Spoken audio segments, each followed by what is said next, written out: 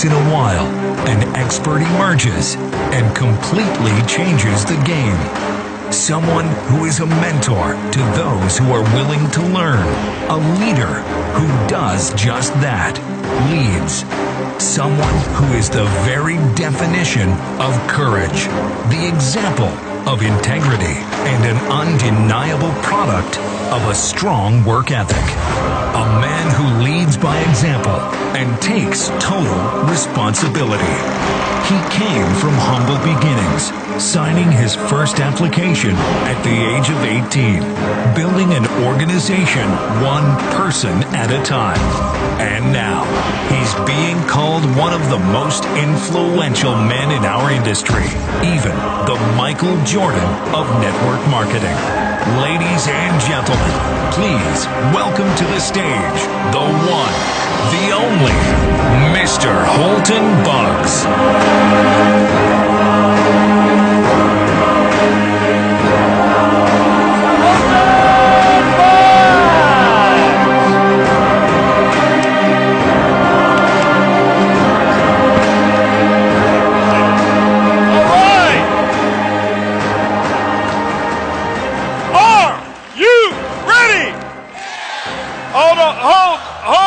Hold on. I said, are you ready?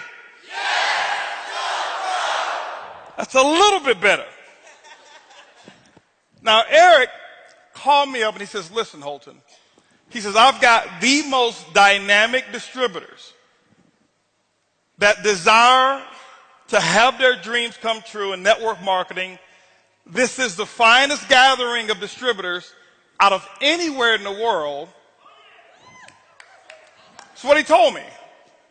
And I said, can I please come, even if you sneak me in, let me be the last speaker so that all the good ones have gone already, just in case those people have gone home already. They've got the good speakers. He says, I'll let you come and say a couple words to them. But I need you guys to convince me that my friend Eric was right. Because you just heard Donna says, how you do anything is how you do what? Everything. If you won't show up for you, let me ask you a question. Your son, your daughter, your distributor, or somebody else that you personally sponsor, I want you to imagine right now that they're getting recognized at the highest level in your organization, in your company.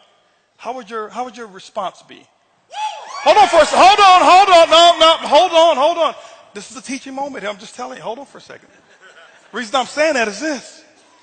Okay? Because some of you, I say, are you ready? Yeah, I'm ready. Okay?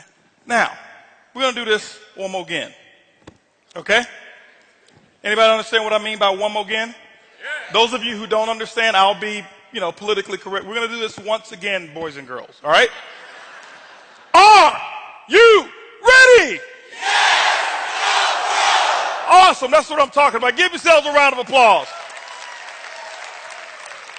Man, I am excited. I just have to give a big round of applause, guys. We have to give great appreciation for this venue, for all the hard work, the vision of putting it together, because there's not too many venues with the level of integrity that I'm witnessing here put together on a non-company specific basis, okay, than what Eric and Marina have put together. So let's give them a big round of applause, ladies and gentlemen. Huge round of applause.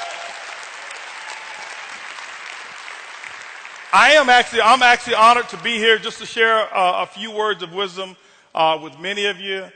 This is this is actually my first time, actually second time. Well, for distributors, my first time ever going to speak somewhere, whereas it wasn't a group of distributors that I was a part of a company. And it's awesome just to see so many different people from different backgrounds. And I was telling a guy in the audience there in the back as I was walking out, I was here a little earlier, and I said, it's awesome to be somewhere where nobody knows you.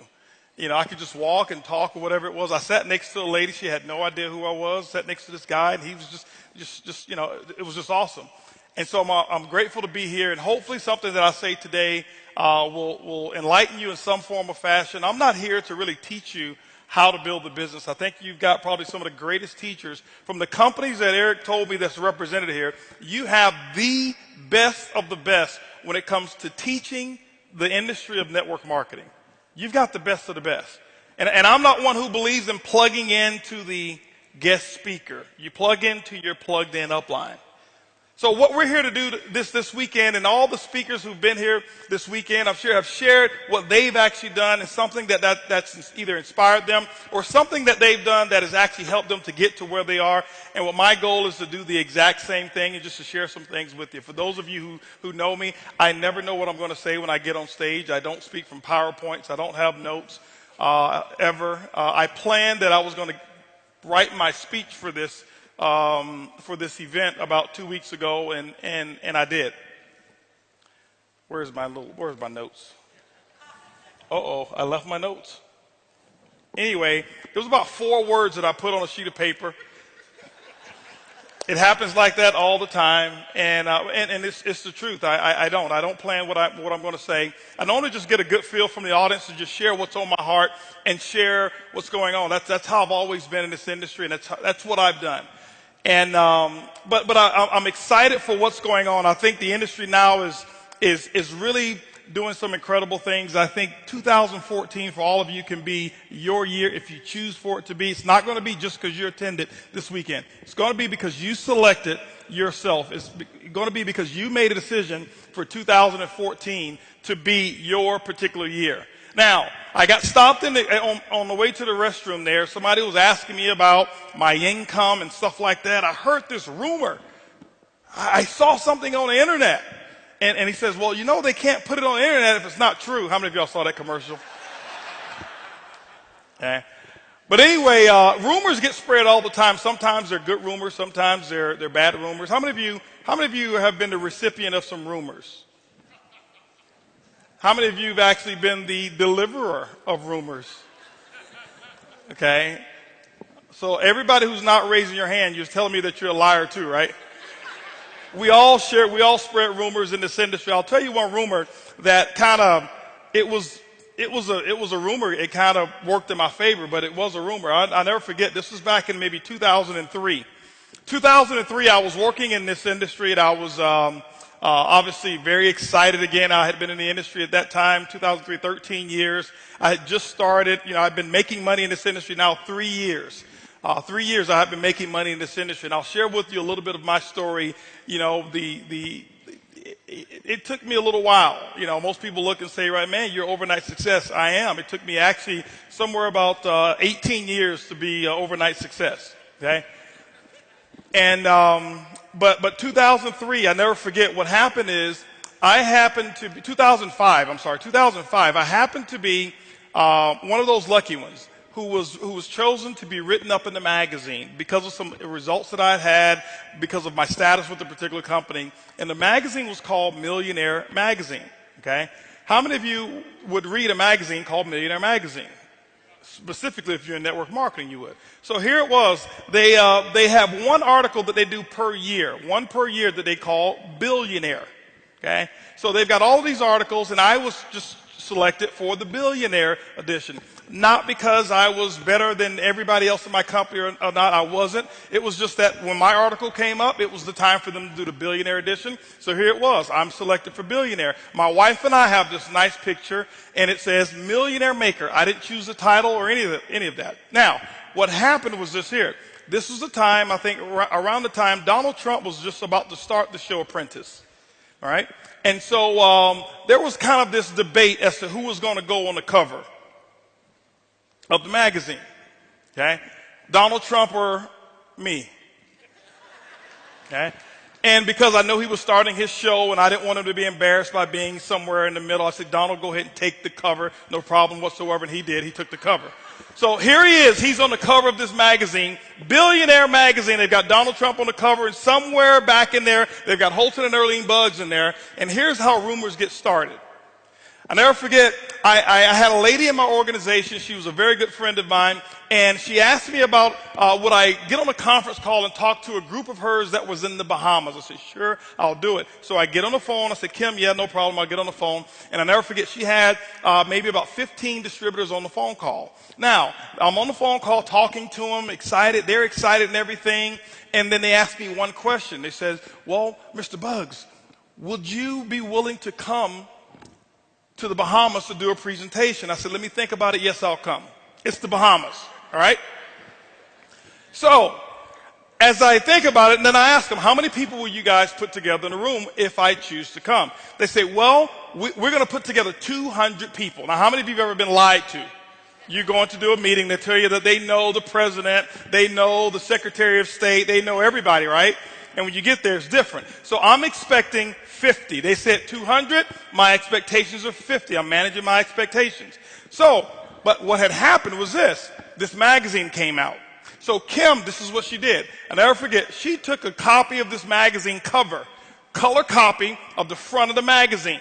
And then she took my one-page article and she made another copy of it. She put them together, went to wherever, Kinko's, FedEx, whatever it's called now, and she made one little flyer. All right? So you didn't know who was the cover. You flip it over, I'm on the cover. All right? It's only 2 pages anyway. So this is what she did. She took that and she sent that along with a DVD of some presentation I had never seen. By the way, don't do that. Check with your upline before you ever send something that they've never seen.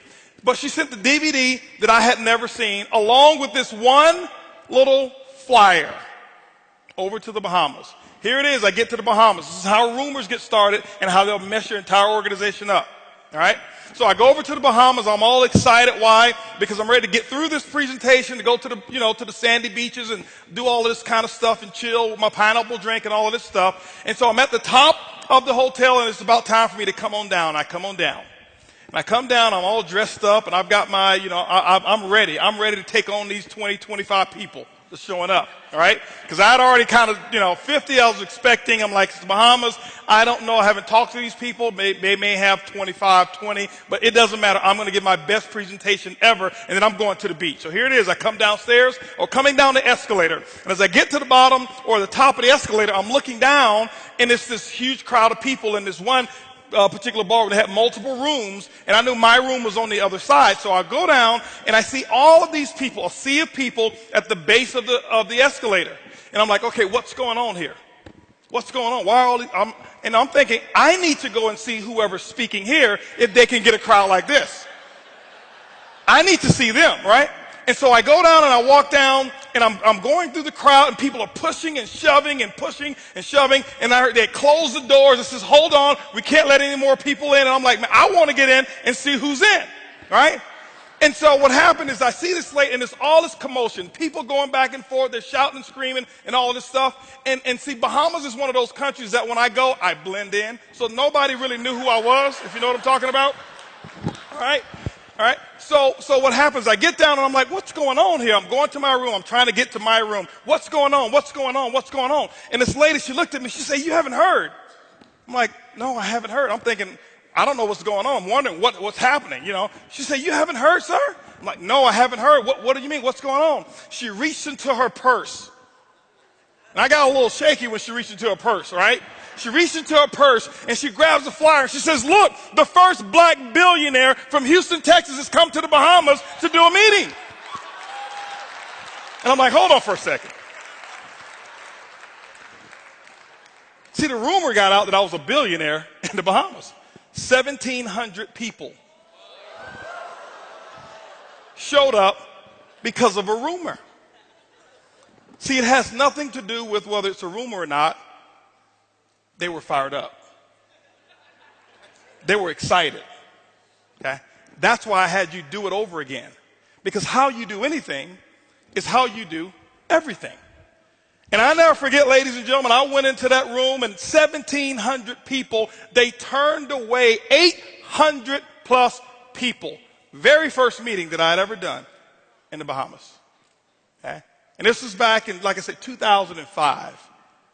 But rumors start all the time. Rumors spread all the time. And I'll never forget, leaving there, and I was all excited, and I was hoping that it would happen again everywhere else that I went. But but I couldn't start the rumor as good as they started the rumor. But anyway, I want to talk to you about if there's anything that I would call what I'm going to talk to you about today is, I guess I would call it the domino effect. I'm going to talk to you about the domino effect. Because people always ask me, things about how do I get to how did I make what I make, or how did I become successful in this industry of networking? And I used to get these questions all the time, and I'll share with you one little caveat here. Before I joined my current company, I've been with my current company 5 years. I've been doing this industry for 23 years, started when I was 3. And, but before I joined, I used to have people ask me all the time because I had some success. I'd actually become a $1 million earner before in network marketing. And people would ask me, what would you do if you had a chance to do it all over again? And my answer was, this is what my answer was. It wasn't it was my answer. It was for me. It wasn't for anybody else. I never tried to impress anybody else. My answer was, I would believe much bigger, much sooner. Ladies and gentlemen, what I have found is this: 23 years of doing this industry, and I don't know it all. I can't tell you I'm the sharpest in this industry. I am not one of the sharpest. I don't know as much of the stuff as some of the people who've spoken here, but I do know a few things.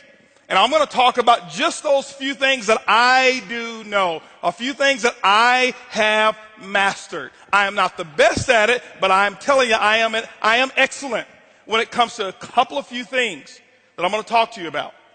But I said I would believe much bigger, much sooner. Why? Many of you right now, some of you here, and before I even go, I want to know, can I tell you the truth? Okay, Eric, do I have permission to tell them the truth? Okay, now, because some of you have squandered a fortune already. Because some of you are waiting until you get to $10,000 a month before you believe. You've already missed millions. I said I would believe much bigger, much sooner. And I said over and over and over again. People would and they would want to go, they would ask me another question. Well, could you tell me the real answer? I will believe much bigger, much sooner. Okay? And that's because I knew that's what I was missing. I knew that's what I was missing because, see, before in network marketing, when I joined, I was 18 years of age when I actually got started in this industry. My first 7 years, I never made more than $500 in any one month. There was 3 separate months that I made $500. But I spent $1,500 on some products. I wasn't so good at math. $1,500, $500 check. 3 months. Now, back then, I had to pay my group out of that 500.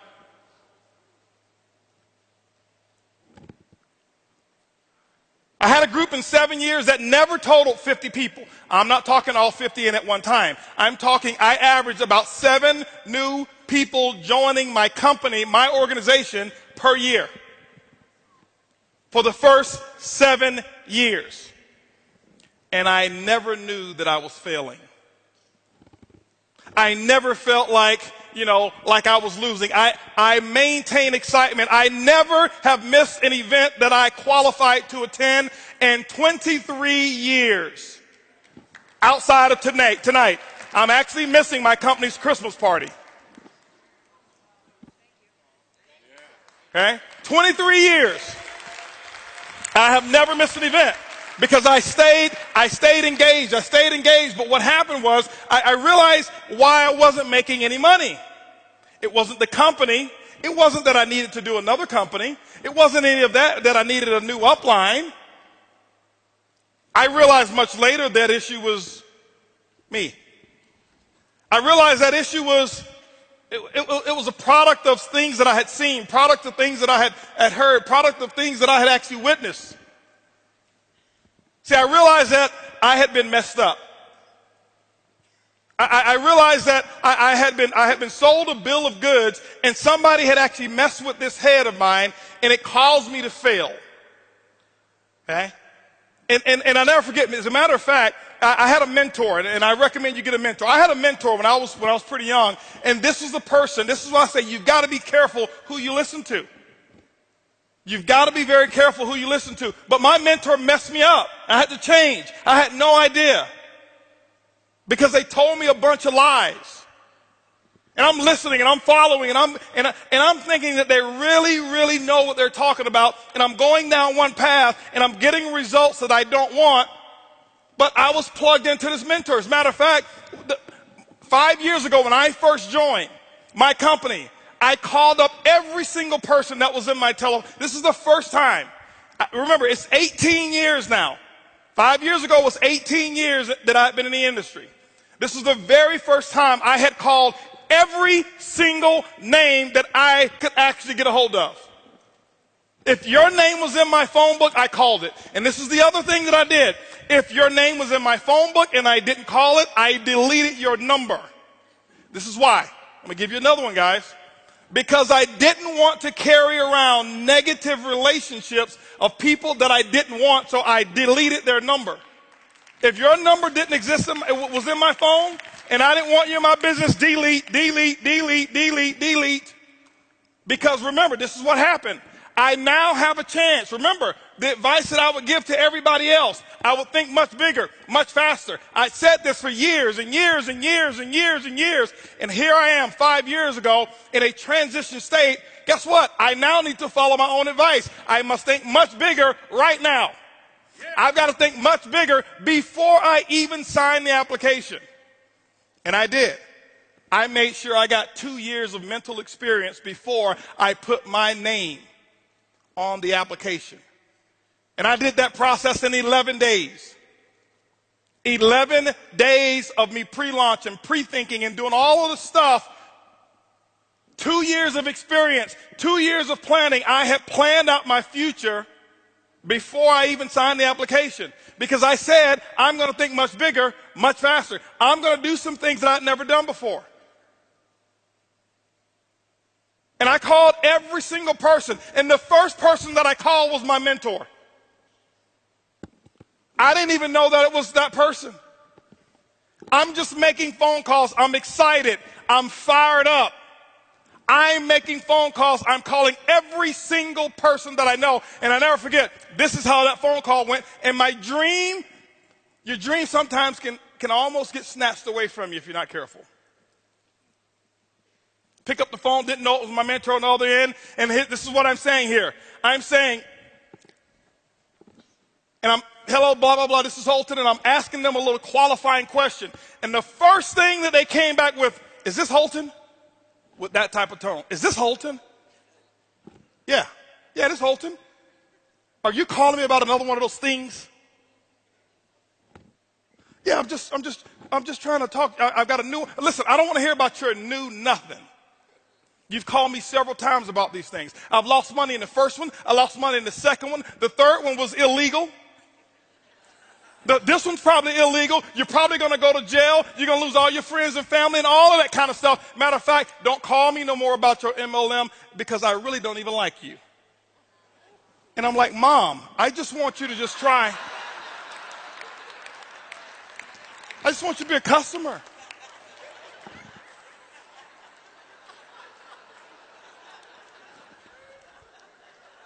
My mom and I, we have a unique relationship, right? So, but anyway, she messed me up. That was my mentor. That's the person who told me a bunch of lies.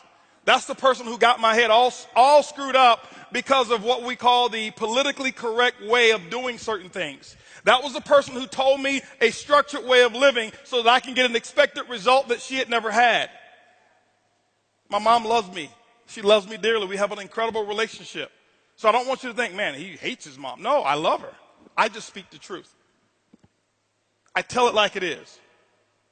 But my mom, she prepared me for failure. My mom never made more than $1,300 a month in her entire life. How she's going to teach me how to be a millionaire?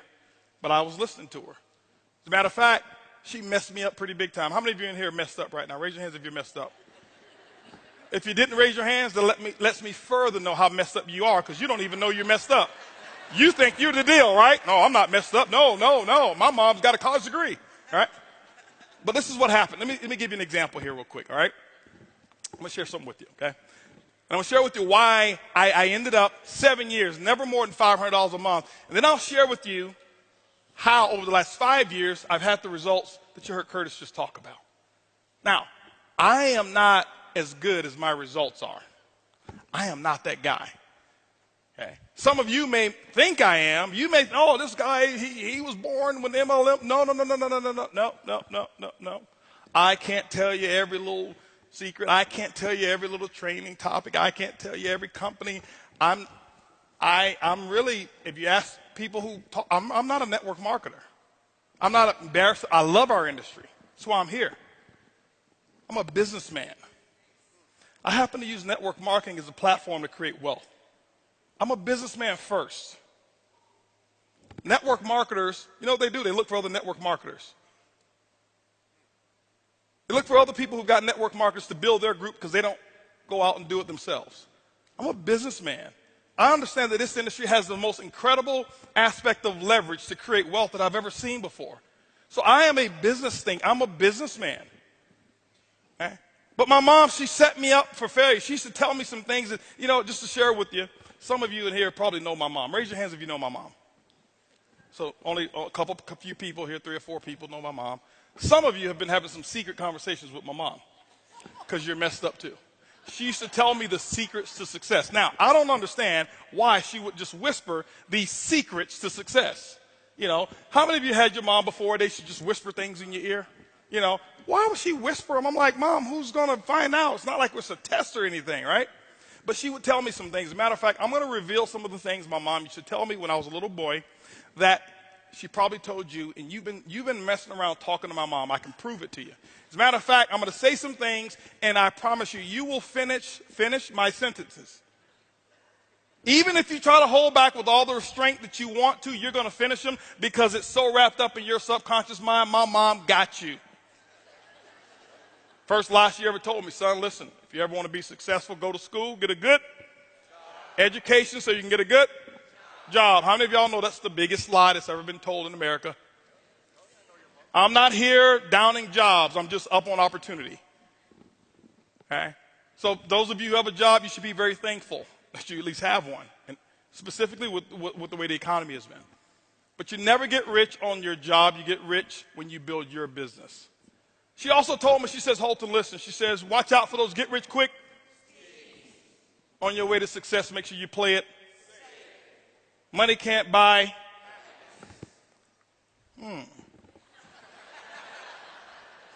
Y'all just don't know where to shop. Good things come to those who. Money don't grow on. All rich people are going to. Eric, did you hear him? I didn't say that, okay? I don't want y'all thinking, you know, Eric, Holton came up here telling everybody they're going to hell, right? See, y'all been hanging out with my mom. If it sounds too good to be true, it probably is. See, y'all can repeat those things just like that. Okay?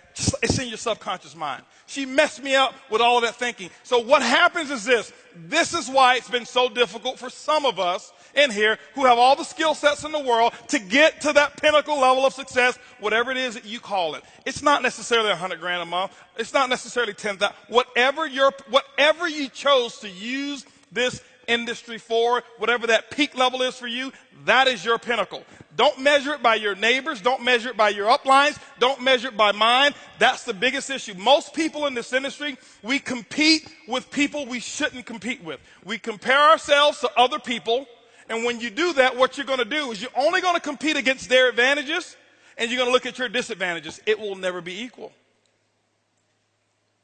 But you've got to start to understand what you want out of this industry. My mom, when she gave me all of that stuff, she messed me up. And this is what happened, how you got messed up. When somebody looks you in the face, those of you who are first-time networkers or second-time or third-timers, and when we talk to you about being able to earn a 6-figure income in a certain period of time, what happens is my mom's voice goes into your mind. Oh, that must be one of those schemes. He's talking about getting rich quick. Because it's right there in your mind. I had a lady in California. I was doing a presentation, and she stood up. She says, "Sir, are you talking about one of them get-rich-quick schemes?" I said, "Ma'am, I sure hope it is. You ever try getting rich slow?"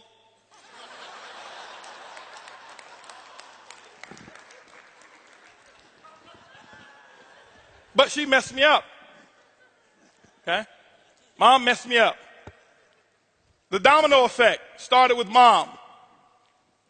Mom messed me up. She started telling me all of these things. She got my head all messed up. She's got my head prepared to work for somebody else. She's telling me how great of an employee I can be and how I need to study so I can be this wonderful employee, because she had never, ever experienced the field of entrepreneurial, experience being an entrepreneur. She had never experienced that before. And so here it is. She's giving me the best that she's got, but she messed me up. And so here I was. I'm in a company that now depends on how I think. And I'm using $1,300 a month thinking, because that's what my mom made. Okay? That's what she made. She used to always tell me, son, make sure you go get your education. That's something they can never take from you. I'm like, Mom, who want to take it? And why? Why? You know, when I look back on the stuff that she used to say, I'm like, you don't want to get a house that big because there might be somebody else in there living with you and you don't even know it.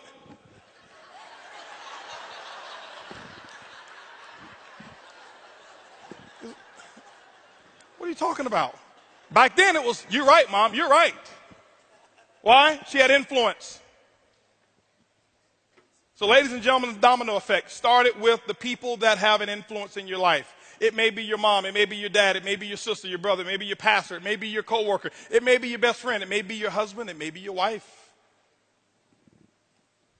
I don't know who it is, but it starts with someone. You've got to be able to take inventory and recognize and identify who am I patterning my thinking after?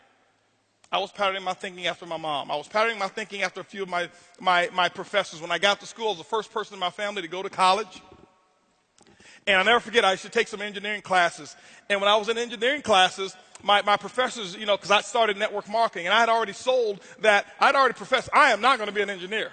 I was just getting through that stuff because I knew I was going to be an entrepreneur. Once I went to that meeting, and I saw all of those people in there dressed up, and they talking about, I'm a retired pharmacist and retired this and retired that, and I'm like, nobody's ever told me about this.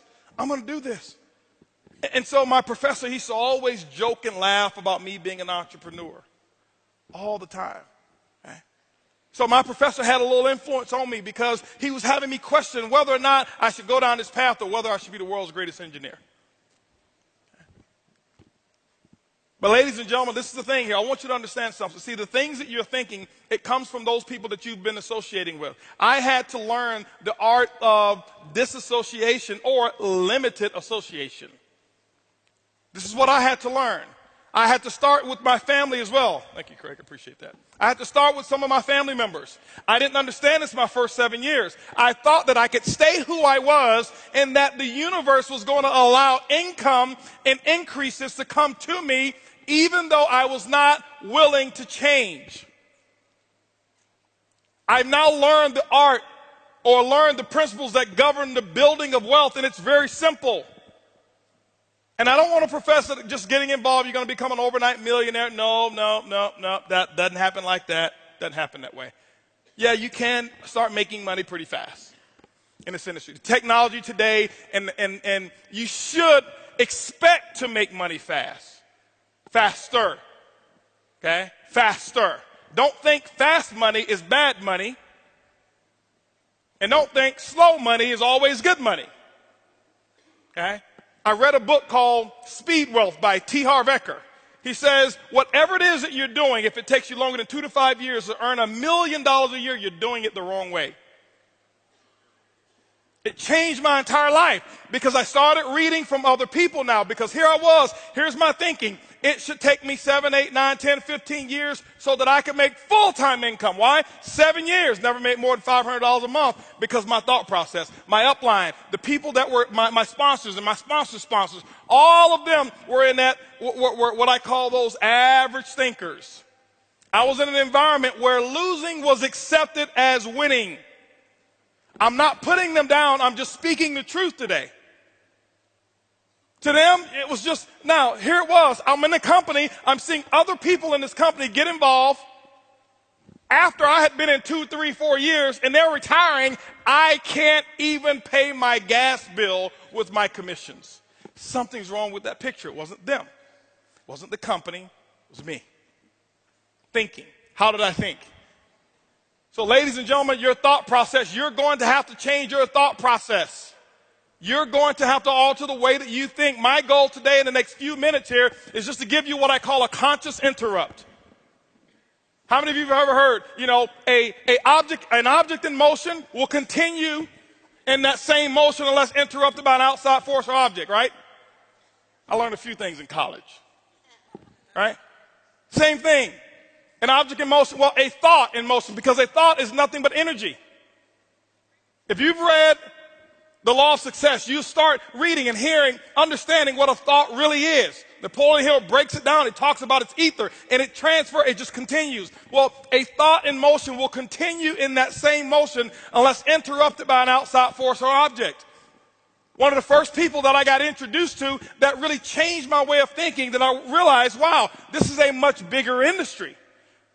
Wow, there's a lot of stuff that I thought that I knew that I really don't even know, is one of my best friends in the world and my best friend in network marketing, and that's Lisa Grossman.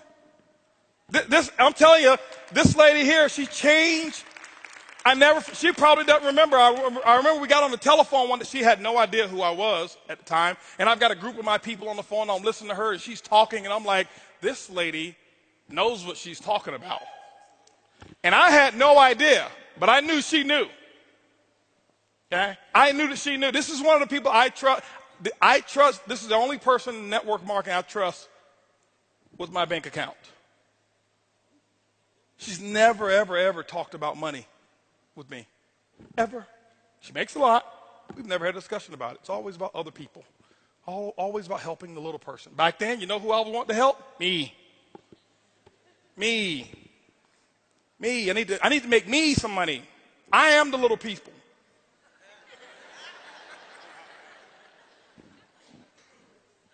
And so I start listening to her. I start reading T. Harv Ekker's book, and then I got introduced to some other books. Now, while I was in that other company for 7 years, I tell people it's my greatest experience because I never talk bad about it, because I learned from the best of the best. I learned culture. I learned I learned how to have people where you can't cut them out with a chainsaw. And I was around it for 7 years. Other people look at it and say it's a bad experience. I never made any money. That's where I made my millions. I just collected them over here. Okay? That's what I did. And so I start to change the way that I think, my thought process. I start to change the way that I think. Why? Because if you start to alter the way that you think, you will start changing the things that you say. I practice disassociation or limited access. I had my family, and I told them, I said, listen, I'm sorry, Mom, but I got to put a 5-minute limit time on our conversation, because I knew where it was going to go. I love you, but I cannot talk to you for longer than 5 minutes. Okay? Because I was not going to allow anybody to come between me and my dreams. Not my mom, not my dad, nobody. Nobody. Because I read the dream came from God. So if that's the case, I don't think there's anybody he wanted me to let come between them and what he gave me. I didn't come up with the dream. It was given to me. Same thing as yours. By whoever it is that you believe. It came from somewhere else, a higher calling, whatever it may be. So I wasn't going to let anybody interfere with that. Limited association. I had some of my friends. You know what I had to do? I had to back off a little bit. I had to back off. If your friends right now are telling you, specifically those of you who are new in this industry, and I've got information for all levels in here. For those of you who are brand new, first opportunity. For those of you who've been in 10 years and still haven't made enough to pay your car note. And for those of you in here who are 6-figure earners and want to get to 7. And for those of you who are 7 and want to get to 8 figures. I've got information for all of you. But for those of you who are brand new, if your friends are not telling you, oh, you think you're somebody now. Who are you think you are talking all that positive stuff? Now, I don't want to hang around you. All you're doing is talking that positive stuff. If that's not happening, you're not about to make any money. I've got a philosophy. I observe the masses and I do the opposite. Why? Because everybody doing something, that means that that's an average action. I had to learn how to remove average from my actions, from my vocabulary. Now remember, I'm saying all of this stuff. I'm not better than you. I want you to understand where I started. I started with not even being able to make $500 a month, 7 years. Okay? But I had to practice limited association. Now, I don't say it for applause. I appreciate that, but I don't say it for applause. I say it because I want to give to you, because I wanted people to give to me so bad. I want to talk about being able to receive as well, and being able to receive information and the level of hunger that you've got to have so that you can really manage your own expectations to determine whether or not what it is that you really want is what you really want. Because some of you say things to impress the person who's sitting next to you, and that's not what you want, and you'll never go out and do what I'm talking about to get it if you're saying what you're saying to impress somebody else. The book Start With Why, it's very important. Most people, when we talk about let's get to some other stuff. Show me how. How is only 5%. 5%. I took everything that I knew, all the strategies, all of the technique. And you can ask somebody, I took all the technique, ladies and gentlemen. When I started my new opportunity, I threw every one of them out of the window.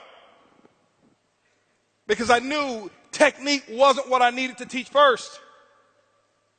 Why? I had to identify with it. Limited association, I had to change that. I had to start listening to some different people. And this is what was going on. While those 7 years that I was not making money, I was getting myself prepared. I was so glad, just like I heard Brian McMillan up here. First time I've ever seen him. We've talked for years. Never seen him before until I saw him on stage here. But we've talked for years, but I heard him say his first 6 companies, you know what, he didn't quit either. That's why he's where he is. That's why he makes the money he makes. He didn't quit. I didn't quit. Those 7 years, you know what I did? I learned the importance of books. I learned the importance of tapes. And I can tell you what I did. People say, well, you must be lucky. You got in first? Oh, you had a group of people to transfer over. That's what it was. Don't think so. As a matter of fact, this is what I did. I didn't want them. Held a conference call. 2 of them are sitting in here right now. Held a conference call with them, and 16 of I had 32 frontline, and 16 of them were still active. I held a conference call, told all of them, stay where you are. Please, you're probably better off where you are. Where I am going is going to be the biggest thing I've ever done in my life, and I can't have negativity along with me while I accomplish it. Stay. And guess what? They listened to me. They stayed where they were and didn't follow. Great. Until they start hearing. But limited association. But I learned the art of listening to tapes, and I learned the art of reading books, and I start getting into books, and I'm a slow reader. I don't like to read. I do it anyway, but I'm a very slow reader. I sit there, and I'm one of those ADD. I sit there, and I'm thinking about, you know, who's on my list, and it's 30 minutes later, and I'm still on the same page. And I used to get frustrated because I see all of these speed readers. I read 3 books this week, and I'm like,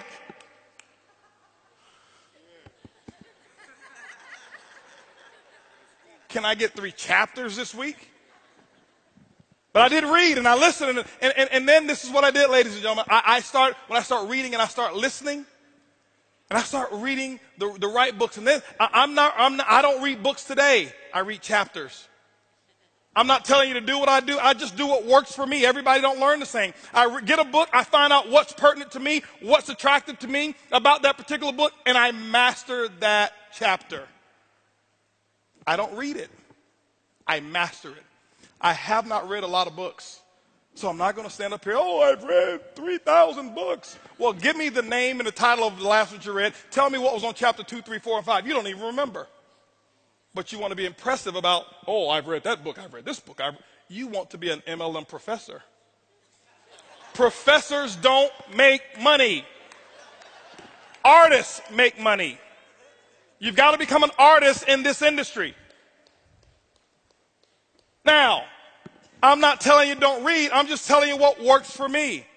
I never forget, I got the book, Think and Grow Rich. Here it was, because I used to be the shortcut guy. I want to take the shortcut. I'm going to take the shortcut. Why? That's what I had done all my life. I took shortcuts. I was a kid that didn't need to study in school. I could just listen, pay attention. I got it, take the test, but after the test was taken, I had forgotten everything that I had learned.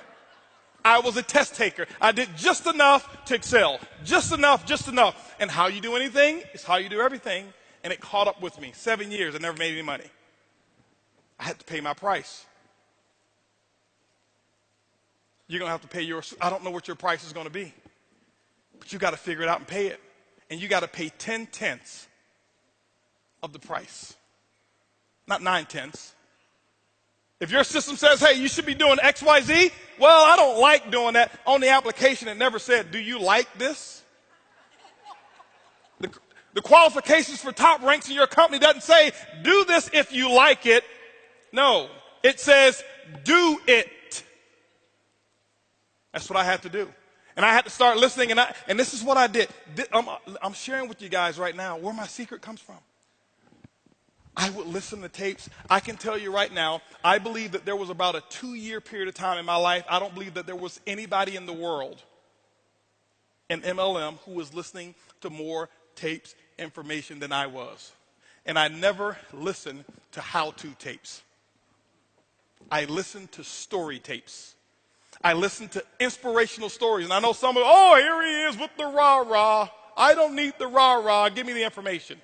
23 years in this industry, with my results, I need the rah-rah. That's why I had you guys stand up again. Because I got to have the rah-rah. I get energized. I went out and bought myself from Radio Shack what's called a pillow speaker. Why? Because my wife, she'd get mad. It got to the point my wife would say, why are you cheating on me with your little girlfriend over there? She was talking about my little iPod and my cassette tape. Because I'm walking around the house with the earphones on. I'm just walking around the house. Why? Because I got to change the way that I'm thinking. I got to get this stuff. I got 7 years of this garbage in my mind. 7 years of what my professor, my mom, my dad, everybody was saying, everybody around me who was broke. I was born in Ponce de Leon Projects. Tampa, Florida is where I was raised. That's what I had up in here. I had to get rid of it. And what I would do is I learned the subconscious mind never sleeps, so I'd take my pillow speaker from Radio Shack. They still sell them to this day. A little disc speaker like this. It's got about 50 holes in it, and you put it up under the pillow. And you know sound is nothing but airwaves, air vibration. And that vibration would go through the pillow. My head would be on the pillow. I can hear it clear as a bell. Earlene couldn't hear a thing. And every day for 2 years, as soon as I hit the bed, my head hit the bed, I couldn't wait to go to sleep because I couldn't wait to learn.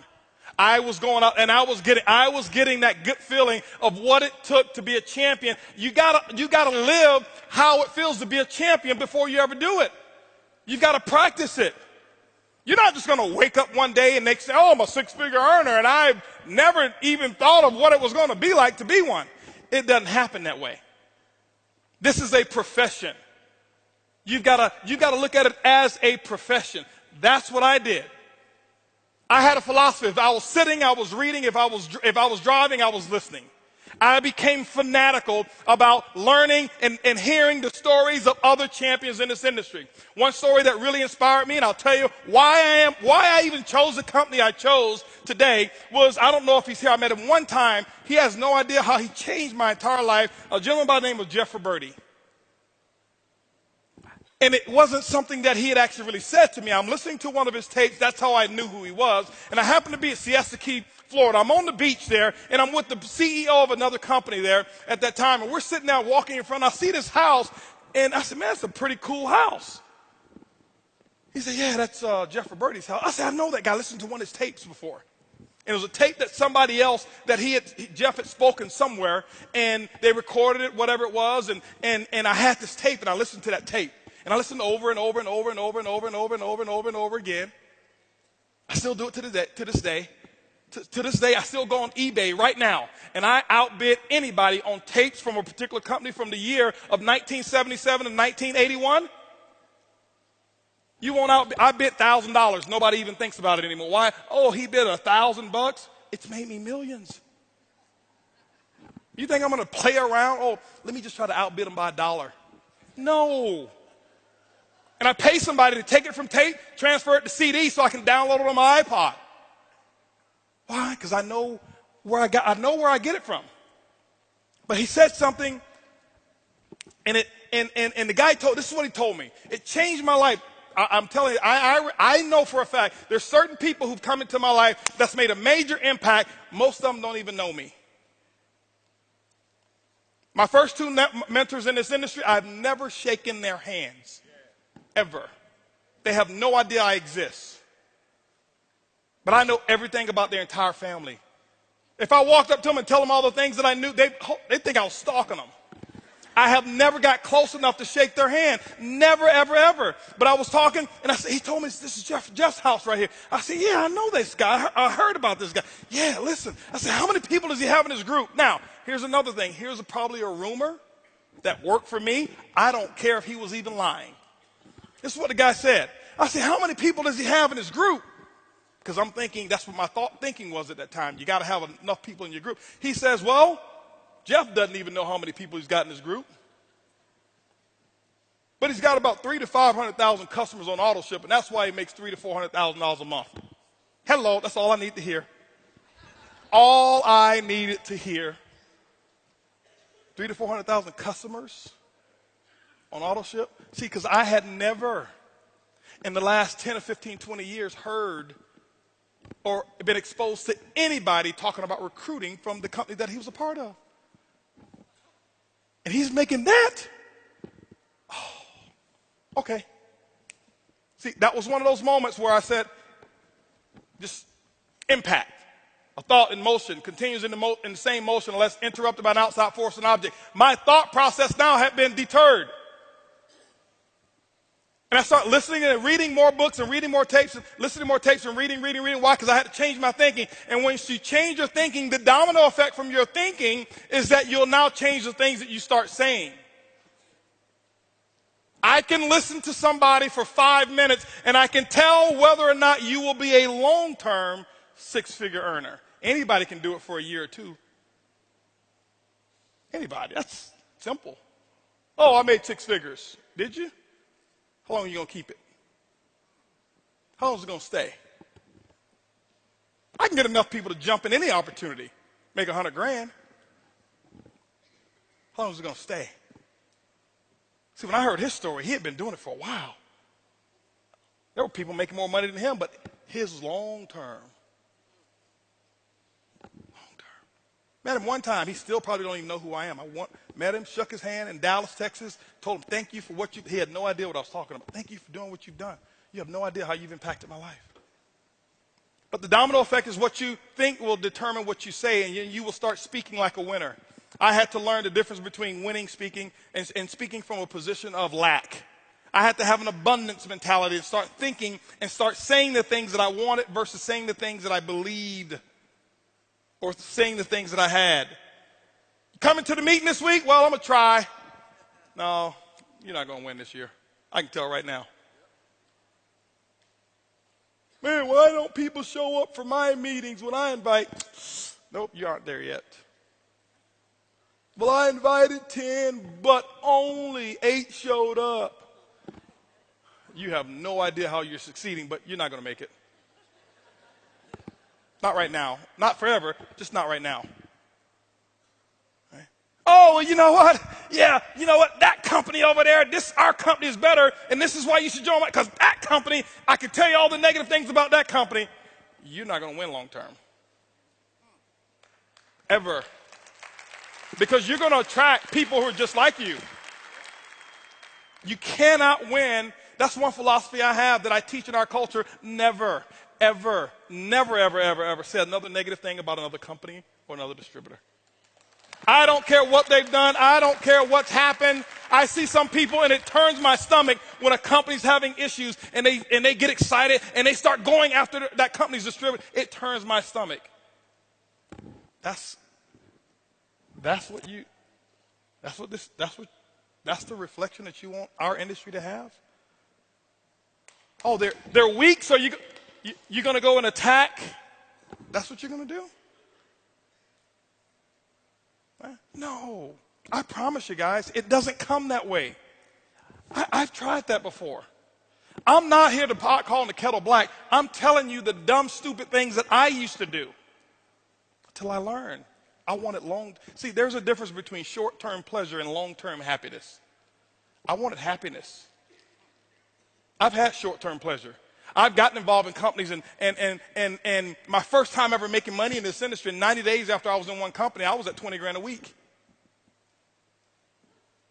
Wow, right? Lasted for 4 months. There's no wow now, is it? No. I wanted to do this one time. I wanted the dream that this industry offers. So you can't go out there talking bad about everybody else and stuff like that. And, oh, look at him. This is what he did. And this is what. No, you be strong enough for who you are. I'm telling you this, guys, because it's up to you guys in this room to campaign this. And if you want to, you can actually change the image of our industry if you wanted to. You can do it. I'm telling you. You can. Okay? And so I started changing the things that I was saying, and I start saying stuff now that sounded foreign to everybody else. My mom used to call me, or friends used to call me, hey, Holton, how's it going? It's incredible. Hold on. Where'd you get that from? Because, you see, you call folks in my family, how you doing? Fair to middling. If I had your hand, I'd cut mine off. I'm doing all right. Okay. That used to be me. Why? Because that's who I was around. Those were influential people in my life, so I did what they did. Okay. Holton, you going to be at the meeting? Absolutely. I've already bought my ticket. I became an affirmative person. I start speaking the things that I want to speak. And then I bought another book. It's called What to Say When You Talk to Yourself, Dr. Shad Hemstetler. I bought the book. I downloaded the tape. I studied it. Didn't read the whole book. Because it will take me probably 4 years. I didn't have that type of time. So I got it, and I got what I needed to do, and I start writing my affirmations. I start writing them in first person, present tense, with emotion, and I start telling myself how much a winner I was. And I never forget, I used to be in my little 1993 Eagle Talon. It was two-tone, green and rust, real rust. Now, here I was in my Eagle Talon, and I'm listening to Dr. Shad Hemstetler, and what I had done is I recorded me talking to me. It's weird at first. I'm telling myself a pack of lies. I'm telling myself I'm awesome. I'm telling myself I'm $1 million a month earner. I'm telling myself all of these stuff. That was a bunch of pack of lies. And I'm sitting there at the car, and I'll never forget, here I am. I'm in this car. People thought I was crazy because I'm sitting there, and I'm just talking with emotion. I'm just talking, and I'm just talking. And there was no cell phones to my ear, no earpiece. I'm just talking. And they look at me.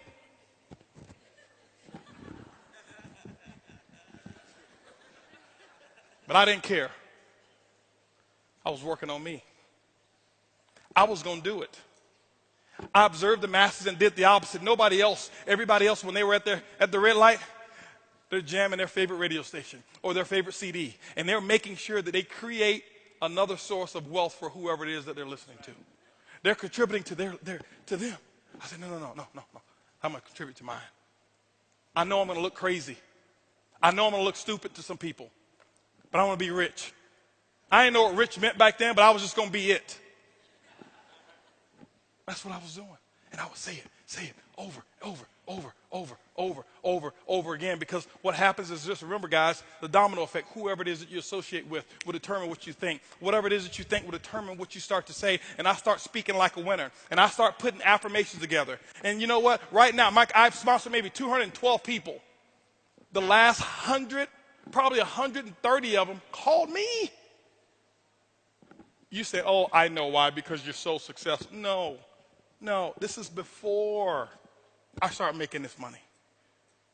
This has been happening my last 8 years. They've been calling me. You know why? I said that they would. My affirmation was, sharp, ambitious people are always calling me to personally sponsor them into my network marketing business. I would say it over 3,000 to 4,000 times a day. Most of you won't do that. Most of you will get tired. Most of you will stop believing the lie. It was a bunch of lies I told myself because they weren't true. But how many of you know people who lie so much that they start believing them? Right? If it works for them, make it work for you. They lie about stuff that's senseless. I lied about stuff that was going to take me into the direction that I wanted to go. Why? The subconscious mind doesn't know the difference between the truth and a lie. I just did it. But I start reading enough books. But you know how I found out about it? Because I listened to enough tapes in my sleep that they were telling me, and I would listen to all those speakers say what they would say and how they would say it. When they come back from a no-show, things that they would say. When they come back from a me show, y'all know what a me show is, right? When your distributor doesn't even show up, right? No show is when your distributor's there and no guests. Me show is when you are the only one who shows up, right? I drove those miles, and I never forget, guys, I go to meetings like this, and here I was driving 23 hours, 18 of us in a 12-passenger minivan. And all 18 of us stayed in the same hotel room, but because there was no such thing as buying an airline ticket when you're making $40 to $75 a month. No. And I sleep outside so I can be in the front row. So you guys right here, this is where I want to be. I didn't want to be cool. I didn't want to be in the back so I can talk to any. Let me share something with you. When I was at events like this, still to this day, I'm going to lose a friendship with you if you try to talk to me. Because these people here make what you want to make, and you'll let somebody else who's got your same income, live in your same neighborhood, talk you out of living in their neighborhood. And you sit there and you, oh, yeah, I know, I looked at here, he's got a ring around the collar, I saw it. No, I was going to be in the front. I was going to be as close to the front as I could get. We had this little system that we'd have. The guys, we'd sleep outside. We'd take our little coolers. We'd have our little sleeping bags. We'd sleep out front. Why? If you do it for a Def Leppard concert or a Jay-Z concert, why won't you do it for your freedom? Why wouldn't you do it to live like nobody else that you know can live? You go to concerts, you go to sporting arenas, and I can tell you right now, those of you who love hockey, your hockey team wins the whatever it is called. Is it the Grey Cup? Whatever cup it is. You stand up, you paint your face, you go out there and when it's snowing and you take your shirt off and put S's on your chest, you and your buddies, you do all of that stuff for somebody else, the 12 men that are on the field, or however many on the field, for them to make millions, and then you come in network marketing and you want to be a professional. I'm not going to shout too loud. Because he might just think I'm excited.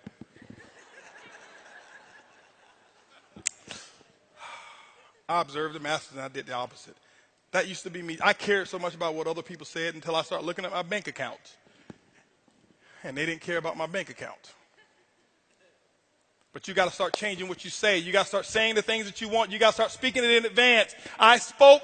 Ladies and gentlemen, those who know me, you ask Lisa, you ask Eric, I live in the future. I have trained myself so well.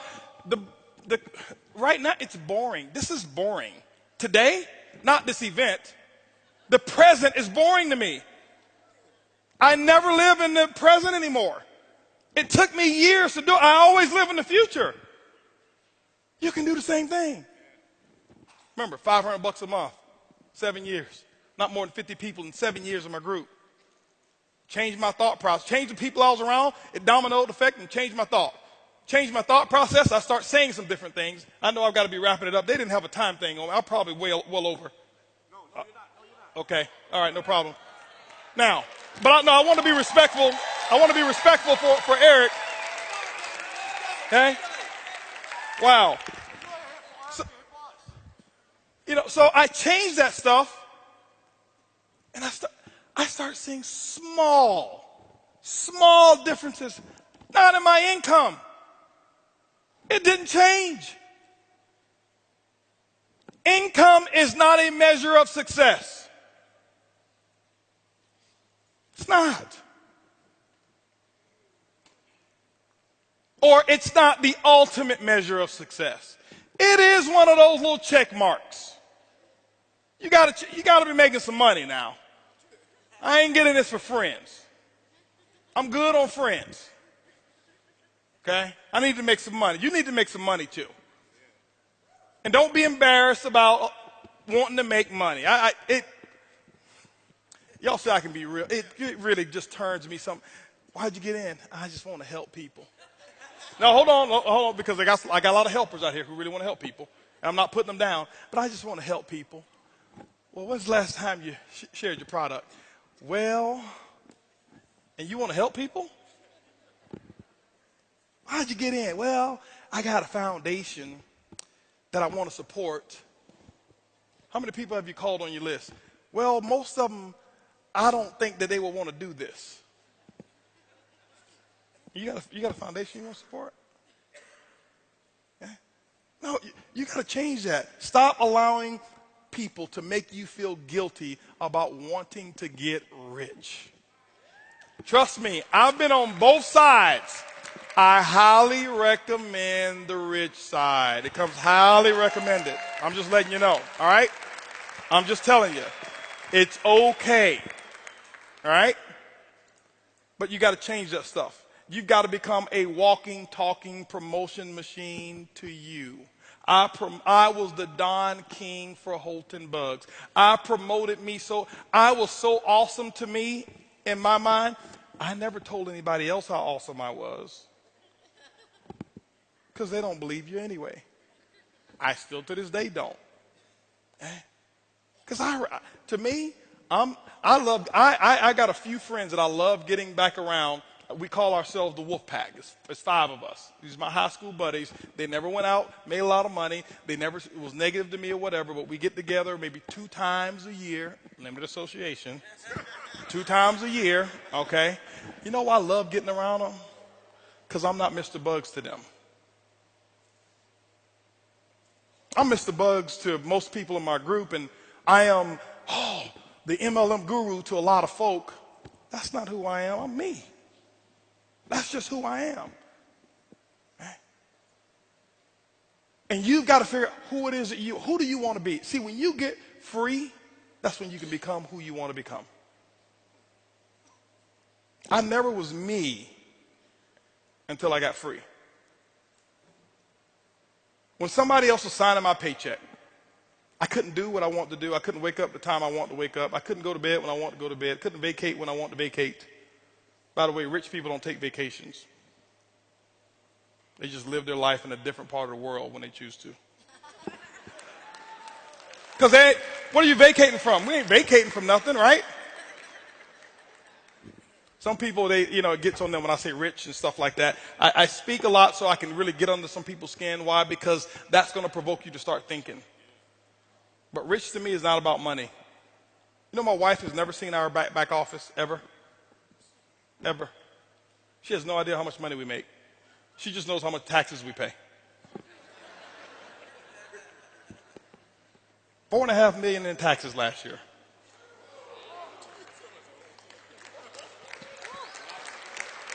But hold on, guess what? I set a goal that I was going to one day pay $1 million a year in taxes. I spoke it. I was talking it. I was talking about it all the time. I sold myself on everything that I'm doing today because I started to learn how to speak, what to say to myself. I was the most important person that I was going to be talking to. 70% of the conversations that you've ever had in your life is between you and you. So guess what? If you're not getting your results, you talked yourself out of it. If I can talk myself out of it, I can talk myself into it. That's all I did.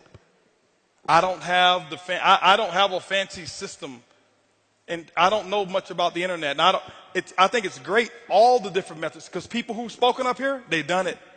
I just don't know how to do it. I can barely check an email. My biggest secret? How many of y'all know what my biggest secret is?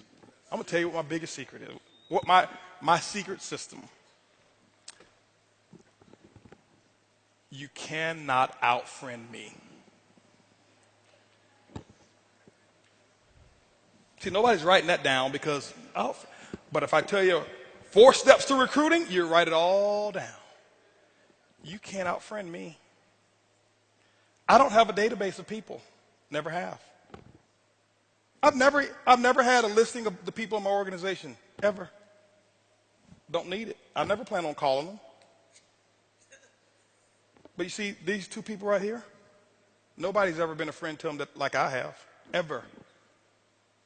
Ever. I have a saying in my business, you want to build a diamond ship, you better build a friendship. You're not going to out-friend me. See, somebody else can get you on Facebook and do all of this stuff and get you to jump over, but they can't you can't out-friend. They can do that. Somebody else can do a better Facebook message or a better system and get you to, because that one looks better. But I'm going to make sure that, now, I'm not saying that everybody that I'm a friend to understands how to be a friend to me. But them being a friend to me has nothing to do with my responsibility of being a friend to them. See, I know that's not that hypey stuff that you expected. It's my secret sauce. It's not a skill set. It's not a technique. I don't use it as a technique. It's real. It's the real deal. I'm going to make sure that if it ever comes to a decision of who gave the most, it's always going to be me who gave the most. I'm always going to tell them the truth even if they don't like it. I'm always going to be there and just do what I know I should do regardless of what they've done to me. Got two guys right here talked about me like a dog when I joined my current company. There were two on my call who stayed. When I remember I told everybody to stay, those two stayed. He ain't going to do it. I can't believe it. Now, before, I was a hero. Now that I've chosen something else, he ain't going to do it. It's going to crash. It's going to burn. It's whatever it was. I knew all the things that they were saying. It had nothing to do with me. As soon as my phone rang, he called me up. He says, hey, man, we need to talk. Let's talk. And I've been a friend to him ever since. I learned that in that company I never made any money in. I got one of my best friends in this business. He was making about $500 a month when he joined my company. Right? $500 a month. And he's doing pretty well now. Okay. I know for a fact you can write him a check for $20 million. No, let's just say 100. Because he makes $20 million every 4 years. So let's say 100. He ain't gonna budge. I know it for a fact. You know why? I never wanted his CV. I never wanted his volume. I never wanted his people. I just wanted to be friends with him and his wife. Let me ask you a question. Do you even know the names of the kids of your front line? Or you know their ID number and how to get into their back office to check their volume? I'm telling you right now how to build a dynasty. I'm telling you right now how to keep something strong. Hey, come on over here. Let me introduce you to my downline. I hope I'm not stepping on toes, but don't say that. Who wants to be the downline?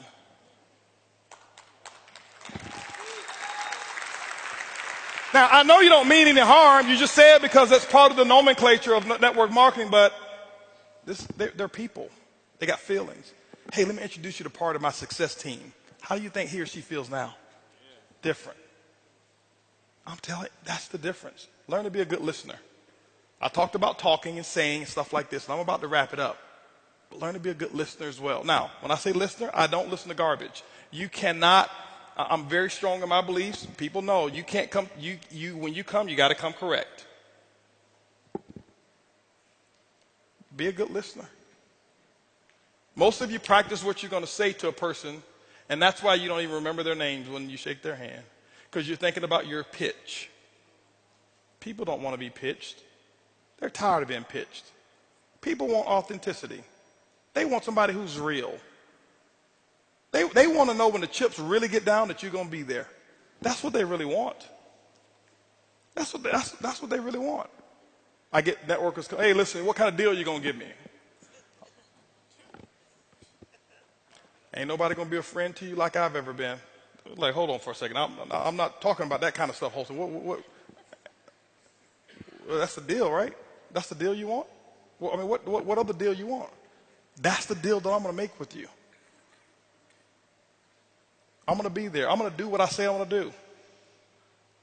I'm telling you guys, it's a small thing. It's not these great promotional things that make people want to stay and be around you. You've got to learn how to be a friend to people. Okay? A true friend, not a friend for the volume. A true friend. I've got people who left my company before. You know what I do? I never talk bad about them. Because that's not a friend. Just because now they don't take your path, now they're not your friend. Oh, they were a convenience friend. As long as they're making money for you, they're your friend. But when they stop making money for you, they're your enemy. No, that's not a good philosophy. My philosophy is this: just because you don't take my road don't mean that you got lost. I always tell them, hey, listen, keep me up to date on your success. Hopefully you do extremely well.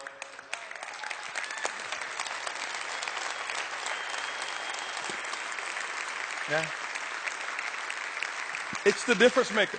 But see, this is why, as Curtis mentioned to you, I started with non-networkers when I built my current company. Before, I was a networker guy.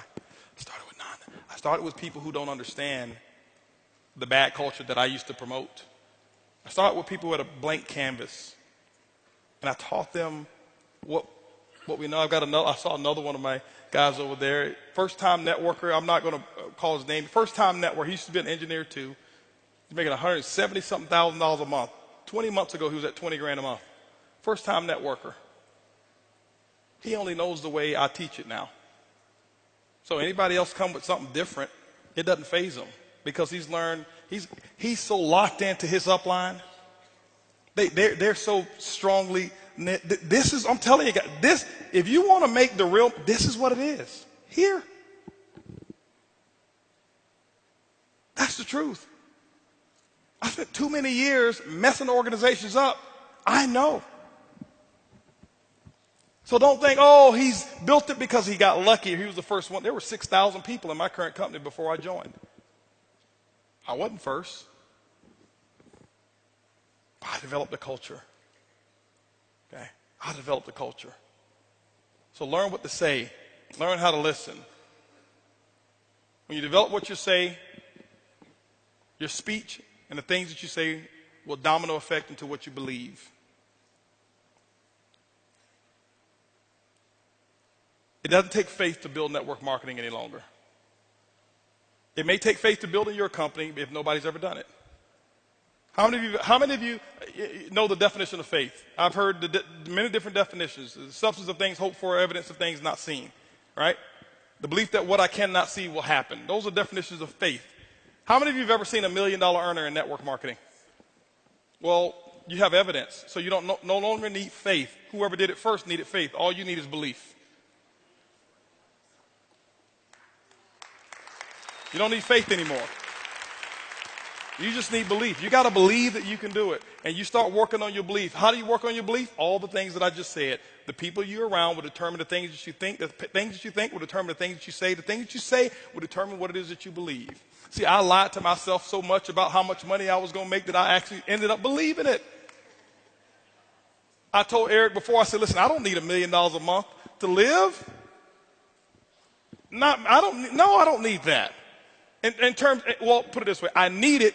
I don't need $1 million a month for my necessities. It's a whole different training when I talk about needs versus necessities. Completely different. But I spoke it. I did it as a challenge. I was 35 years of age, and I said by the time I turned 40 on my 40th birthday, I will make $1 million a month. I will do it. Why? Because it needs to be done. I was listening to another tape by another gentleman who started talking about how to make quantum leaps in your network marketing business. I listened to it probably about 4,000 times again.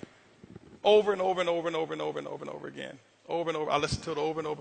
And he started talking about all of this stuff. And he says, you know what, if you do this, not only will you can be a six-figure monthly earner, you can be a six-figure weekly earner. And when he said that, I almost cried. I was like, weekly? Who can make 6 figures a week in this industry? But I start saying it, I listen to what he started talking, and I start saying it. I was saying it. And at the time, my income at one company at that time was between $70,000 to $82,000 a month. Stuff happened in that company, and now that company had some challenges, went out of business, and here I am. I'm at another company. My income now is all the way up to $2,000 a month. Me, the Holton Bugs, $2,000 a month. Yep, this is after I had already become $1 million earner.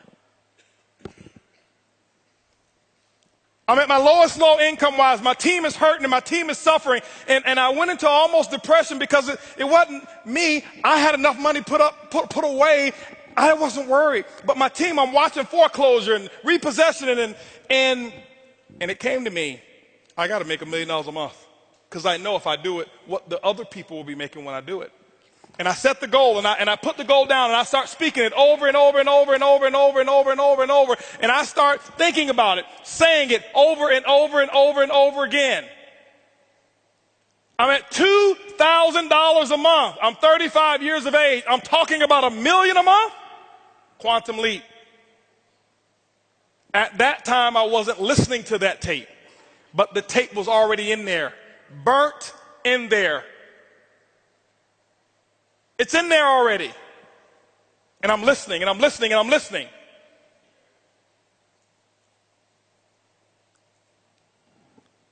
"35 years of age. My birthday is September 26th. My goal was to hit it by September. September come. Didn't hit it. Hit 975.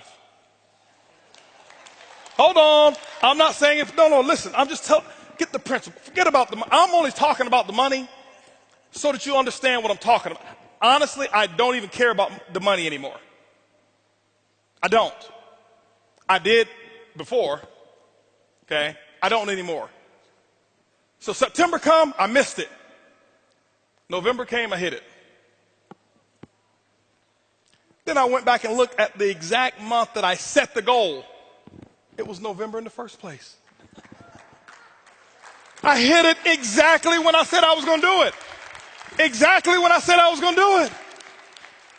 I told Eric one of my other goals because I set a goal 2010. This is what I set a goal for, and I'm wrapping this up here. This is what I set the goal. I said, listen, I never forget. I started 2011. I listened to somebody. I listened to Jay-Z do an interview. I forgot the guy. It's the Screen Editors Guild or something like that. When the guy sits up and it's nothing but black, and they got the actors out there. Is that what it is?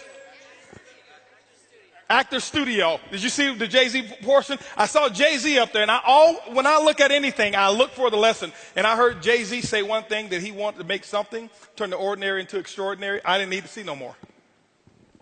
I watched it for an hour and a half. I didn't need to see no more. That became my theme. 2010 is when I saw it. 2011, I'm doing a conference call. I'm telling everybody, get prepared. We're going to make the ordinary extraordinary. We're going to make the unusual usual. We're going to make what's abnormal normal. We're going to think bigger than we ever have. Yeah, we've done great so far. We've done some good things, but we are going to go out there and make this happen. We're going to set the new level for what's normal. It needs to be that way. I never forget, $10,000 a month used to be the big deal in network marketing. Oh, I'm a 5-figure monthly earner. Then it became, I make $100,000 a year. That was the big deal. After $100,000 a year, it became, I'm a multiple 6-figure earner. The bar kept raising, multiple 6-figure earner. Then it became, I'm a $100,000 a month earner. Whoa, $100,000 a month? And this is what I've realized, ladies and gentlemen. I did my study and I found out what happened and why it wasn't people making things happen. Typically what happens is this. In most companies, you'll find 1, 2, maybe 3 6-figure monthly earners. And it stops. Not because of the opportunity is bad. They stop growing. They stop thinking. They put a lid on the group. And the 6-figure earner became the big guy or the big lady.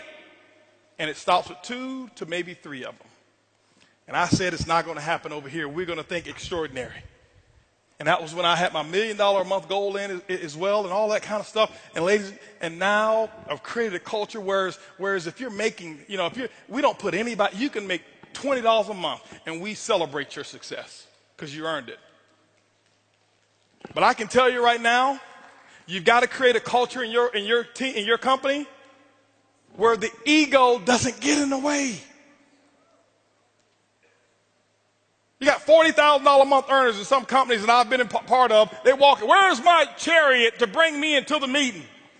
You know I don't walk in without 2 people over here throwing flowers at my feet. I made 40 grand last month.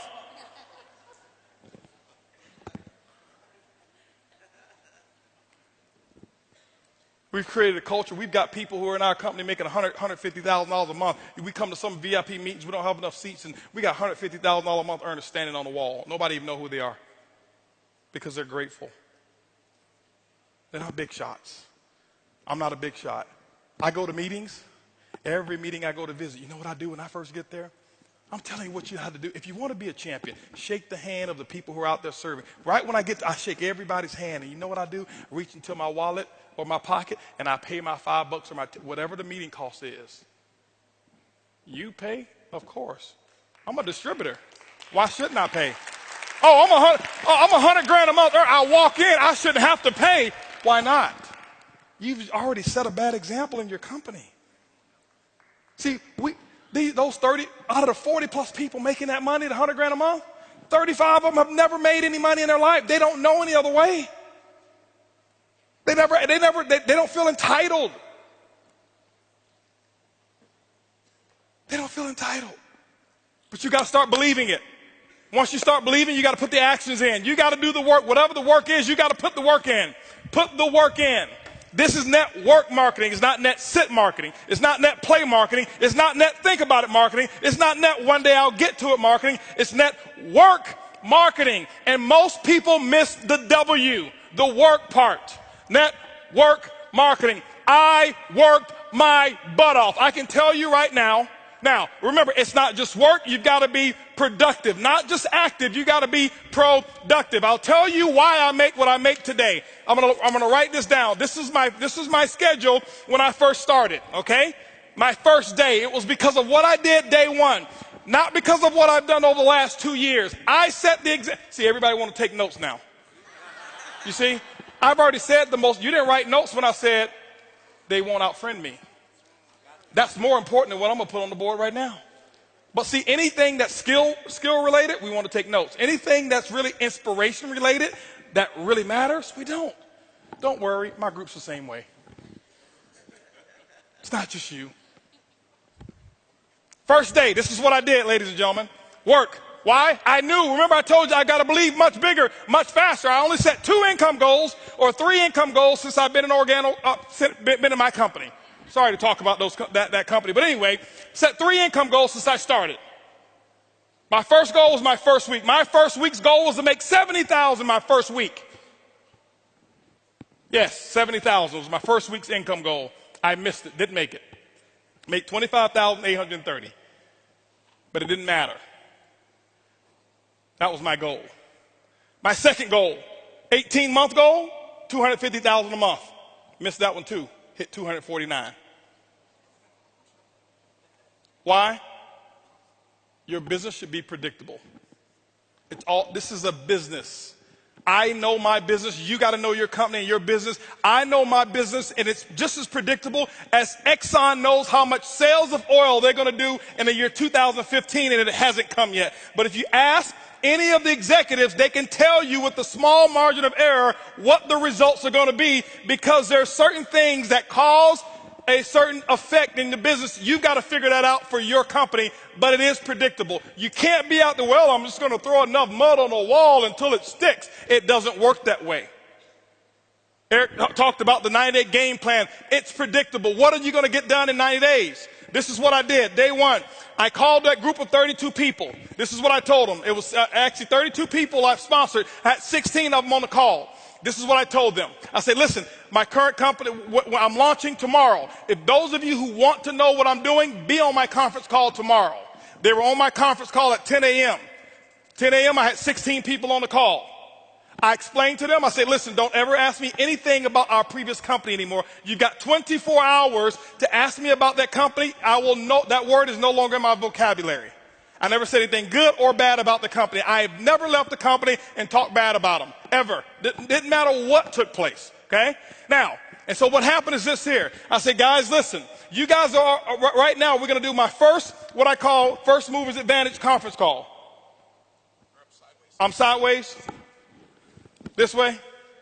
This better? Okay, here we go. I said I'm going to do my first Movers Advantage conference call. It's going to start at 12 o'clock. Here I am at 10 a.m. This is what I did. You don't have to copy this. This is what I did. Okay, don't write this stuff down. This don't matter. Whatever your method of exposures are, that's what you do. Get with your upline. Get the mentality that I had. Not this, the mentality. So 12 o'clock comes. This is what I did here. I said, guys, listen, out of these 16 people, I say, I suggest you have 10 people on the conference call. They said, well, okay, 12 o'clock when? Next Tuesday? I said, no. Today. Today? 10 people? We only have an hour and a half. I say, exactly. You guys are already in. I got to start making phone calls. Goodbye. How many of you have talked to your prospects about doing a meeting or a call? Well, I've got to give them 36 hours to get the baby. You're not going to win big. Not if you want to launch something. Remember, professionals launch a business. Amateurs join a business. I don't join anything. I am a launcher. I launch. Okay? When you look at Microsoft, did they launch Xbox or did they just announce it? They launched it. Sony, they launched this new PS4, whatever it is, however many millions pre-ordered and sold. They launched it. I'm a businessman. You are a business person. You should launch it. This is what happened. 125 people showed up on that conference call. On that conference call. Don't clap. Don't clap. It's not the number. It's the attitude. It's the mentality. My group before, they saw me give people 24, 36 hours to prepare for a stupid conference call. You're sitting at home. You don't need 3 days. If you found a pot of gold and you needed a few friends to come help you get it and they told you can get all that you want, are you going to say, well, I can't call Leroy because he needs 3 days? Leroy, listen, I found a pot of, you better get it. Leroy's like, where is it? I'm putting on my pajamas right now. I'm coming out the door. If you make it important enough. Some of you don't make it important enough. My next call was at 2 o'clock. 2 o'clock, guess what? We had 225 people on the conference call because I told them the exact same thing. I painted the dream. I couldn't even explain the comp plan at all. Didn't know all the details. But what I told those 225 people, I said, listen, you guys are the second people to hear about it. I'm working on something called Project 5,000. 90 days, I want to put 5,000 people in this organization. And nobody has signed up yet. And none of you on this call can sign up either. But we're going to do another conference call. They say when? It's going to be at 2 o'clock. At 4 o'clock. 4 o'clock, I did another conference call. Guess what we had? 435 people on that conference call. That's a lot of activity, isn't it? That was half my day. 6 o'clock. No more conference calls. Did my first home meeting at my house. I'll never forget, I had on a white t-shirt, shorts, flip-flops. Didn't even have time to get dressed. I lost 18 pounds. I thought it was because of our product. That's the testimony I was giving. It was really because I forgot to eat while I was launching. I was so fired up and excited. That's what was happening. 6 o'clock came. This is what I had. I had 25 people show up at my house and say, come on in. Told them about Project 5,000. And I'm sitting there spitting in all this stuff and telling them all about the stuff. Whiteboard, no PowerPoint. Didn't have PowerPoints for 6 months. No PowerPoints. I drew on a board, told them what my vision was, what we were about to accomplish, and that we're about to do the biggest project we've ever done in our lifetime. And if you want to get started, you can. That's what happened. At 7:45, you know what was happening at 7:45? 7:30, my doorbell was ringing with the second group of people that were invited. 35 people showed up at my house. And you know what I told those people here? I said, listen, the first 25, I said, guys, I got to wrap this up. We got another group of people that's coming over here. If you want to get in, you can. But go ahead over here to the dining room. My wife has the applications over there, blah, blah, blah. You can get signed up over there. But I've got another group of people that's coming in, and I can't be late with them. By the way, those of you who go ahead and sign up now, this group that's behind you, they possibly could be in your organization if you go ahead and get in right now. All right? So this is 7:30. Guess what happened at 9 o'clock, ladies and gentlemen? 9 o'clock. Guess what I had? I had another 40 people show up at my house. And I was running shift work. Okay, 10 o'clock, guess what? I did my last meeting for the day, and I think at 10 o'clock I had about 50 people show up at my house, and I'm doing the same thing. I lost my voice. I did that for the first day. You know what my leaders were doing? They're looking at me like, this dude is crazy. I've never seen him like this before. You know why they never seen me like that before? Because I had never done all that I could do. I had never gone all out. I had never sold completely out. It ain't because of what my product is. It ain't because of my comp plan. It's because of what I did day one. I kept this up for 2 weeks straight. This is not including the one-on-ones that I did. This is not including the three-way calls. This was my schedule every day. Group calls, 4 a day, 4 home meetings a day that I was doing every single day. And what I did is I showed them an example, and they went out and they started doing the exact same thing. That's why my results were where they were. My first day, if you count it up, I exposed almost 700 people. I did more in my first 24 hours than some people do all year. It's not because I do magic. It's because of what the math is. It's simple. You can do the same thing. It's not, okay, I got rich quick. I compress time frames. Compress time frames. This is the work. You do the action. And ladies and gentlemen, when you put the action in, whatever your action is, you find out what your mentor, your coach tells you need to do, and that's what you need to do. You put the work in, and don't give any excuses why you can't do it. Excuses don't work. Now, I know I may be a little too intense. I get excited when I talk about my dream. I get excited and passionate when I talk about what works and what's going on. That's just who I am. I don't apologize for it. But I don't want you to think some of you, that I'm yelling at you because I don't know many of you in here. I don't want you to think he's yelling at me. Eric brought this crazy wild man on stage and he was spitting and yelling and he looked at me and he was pointing at me and no, I'm yelling in love. I love you. I want you to just do this thing, okay? That's what I want you to do, all right? And I promise you, your group, they will catch on. When you do the action, they will follow what you do. They won't listen to what you say. This is what I want you to do real quick. Real quick. I got 2 minutes. Real quick. Everybody stand up real quick. I know your butt's been hurting around now. Real quick. Stand up real quick. Stretch your arms all the way to the left, all the way to the right. Put your arms behind your back. Put them on your backside. Now pull your underwear out your butt. Wiggle around if you have to real quick. Okay? Now I want you to stretch all the way up. Take your palm of your hands, and I want you to act like you're actually you're pushing up on the roof, on the ceiling. You're pushing up on the ceiling with the palm of your hand. Palm of your hand, pushing up on a stretch. You should feel it right here. You should feel it right here. Stretch, stretch, stretch. Take your left hand, put it behind your back. Now stretch real high with this hand here. Real high, real high. I want you to take this hand, the right hand. I want you to just close it up like this. Make a fist, okay? And stretch those muscles, stretch those muscles. This is a 2-minute drill here. Stretch those muscles. Now what I want you to do is I want you to do this right here. Stretch those 3 fingers by making an O like this, okay? Make an O like this. See that? Stretch. You should feel it right here, okay? Now this is what I want you to do. I want you to take that O. I want you to put it right here on your chin. I said your chin. See, people will do what you do, not what you say. They do what you do. I said chin just as clear as day, but you did what I did. That's not a 2-minute drill exercise. I just want to show you people do what you do. Sit down. Now, so you do that, and then you'll have the results. This is what the results are, ladies and gentlemen.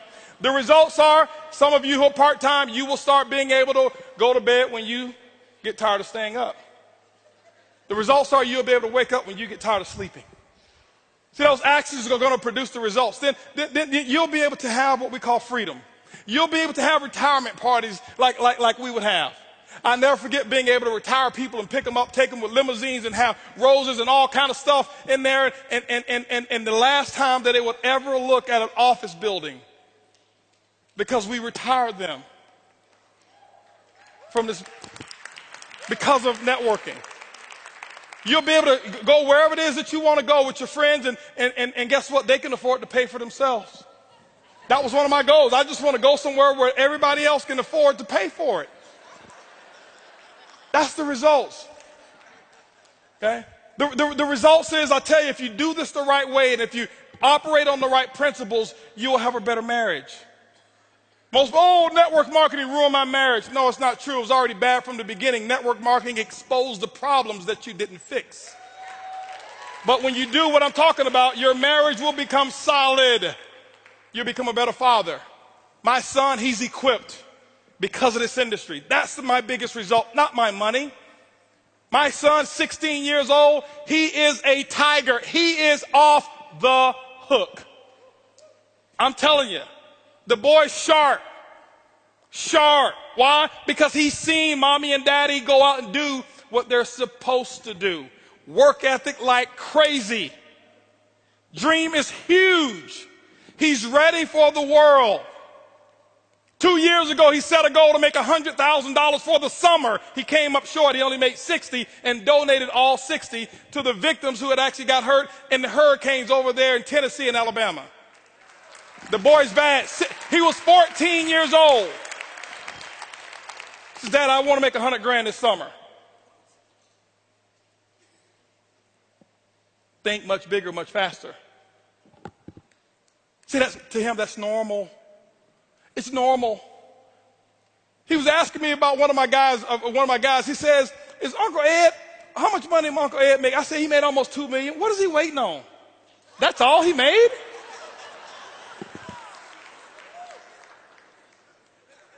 And he's not sarcastic. Average is taught. Above average is as well. But those are some of the results, ladies and gentlemen. Some of the results are nothing phases you anymore. I lay down at night. My biggest result that I have, ladies, when I lay down at night, my wife and I, when we lay down at night, it's peaceful sleep. We think about nothing. We owe nobody anything. Do we have material? Yeah, we got material stuff. It's for you. For some of y'all to believe. When I walked in here earlier with my jogging suit on, nobody even knew who I was. I got to come in blinged out for people. Oh, yeah, that must be him. I like nice stuff. That don't mean nothing to me. Here, right there in California, I never forget, was going to do a meeting. This is the real result. We're going to do a meeting. We bought a house in California for our Black Diamonds. Okay, for people who want to come in and be able to just do a little whatever it is, nice stuff. We just say, let's do it. 11,000 square feet, 10 bedrooms, 9 bathrooms, no mortgage. It's off the hook. We just put $1 million in the backyard. Okay. That's the results. But we were leaving there to go do a meeting. Guess what happened? We were leaving. We knew we were going to be in a hotel. People were working at the house, so we took all of our jewelry, and we went to go do the meeting. Our hotel wasn't ready, so we went to the shopping mall, left bags in the car, forgot about it. We normally don't leave bags in the car. And guess what happened? Just so happened, our stuff was in the car, and somebody right in front of valet parking stole our stuff. My wife's ring, wedding ring. $370,000 wedding ring. Gone. This watch I got on here, she's got one too. Both of them were gone. Gone. Almost $800,000 worth of stuff stolen. Let me tell you what the results are. Before, I would have had a syllogism. I would have closed them all up. Nobody gonna move until I get my stuff.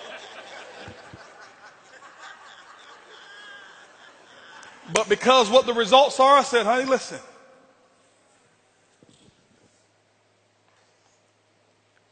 We didn't have to encounter this. We don't have any memories of anybody holding a gun to us. We don't have any memories of seeing it going. It was $800,000 worth of stuff. That's not a problem whatsoever. That's 17 days worth of our income. So we'll get it back in 17 days. Don't worry about it.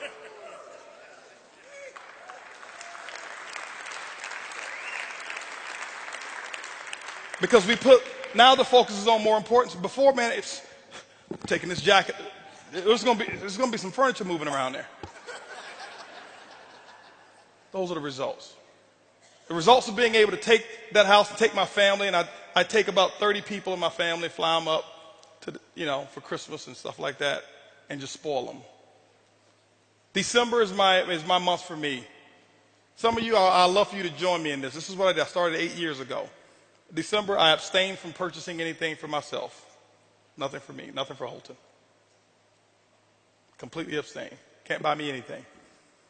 Nobody's forced me to do this. I just started doing it. And all I would do back then is I'd start and I'd take $1,200 and I'd make sure I give 12 $100 tips to people who are expecting a $5 or a $10 tip. I go into like a Denny's, eat, have a little $15 meal, leave a $100 tip. Because I noticed the difference so little to me, how big of a difference it made to so many other people. I wouldn't stay around and shake their hand and talk to them because I didn't want to do it for recognition. I wanted to do it because I really wanted to make a small little difference. But it's grown now. I call it my 12 days of Christmas. December, my goal is to find opportunities and spoil people. I never look for the recognition for it. Next year, 2014, my wife and I are finding opportunities to give large sums of money away. Next year, we'll give away multiple seven figures that people won't even know about. But there's causes and there's people. And this is why we do it. Because it replenishes the joy. And you cannot put a price tag on joy. You can have all the money in the world and we make a nice bit of it. But I can tell you the biggest thing that we have is we're free. Not just because we don't owe anybody anything. We're free because our conscience is free. There's nobody can say Holton backstabbed him. There's nobody who can say Holton took this from him. No, guys, that's the result when you do it the right way. I love spoiling our parents. And with closing, I want to show you a video of a couple things that we did. You can do this now. But remember, I started with just $100 tips. $100 tips. $100 tips. Okay? $100 tips. This Christmas here, I'll probably tip somewhere around about $30,000. I started with 100. Okay? I started with 100. I don't do it so I can receive. I do it because I want to receive the joy. I don't want the monetary. No, it don't work that way. But I just go out there and you just do. Watch what a difference it'll make in your life, the person you become, and the people that you start to attract. Thoughts determine, the domino effect is your speech. Your speech determines and domino affect your beliefs. Your beliefs domino affect your actions. And your actions domino affect your results. Let's roll this video here real quick as I end up. I always had a dream to buy my mom a house. She used to always tell me about this house, and she would visit it. And this house here, this was years ago. I went and bought this house for my mom. This was her dream house. She never knew. I wish I had the video for that one. It was the model house that she'd always go and visit. And one day I bought it, and I went and made a negotiation with the people. I bought that house and the lot next door, and I says, the only negotiation is this. I need to close today, and I need every piece of furniture the way she remembered it to stay in here. And it was just like this. And this is one of my results of being able to spoil my mom. And when she came there, she thought she was coming to visit the guest house again, and we had 75 people there, and said, no, this is yours. It's not the money. Some of you can do it right now, but I want you to see this here. This is my mother-in-law. We just did this in June. We just bought her her dream car. She had no idea what was going on, and she just see. You can't buy this. They're our biggest cheerleaders and supporters.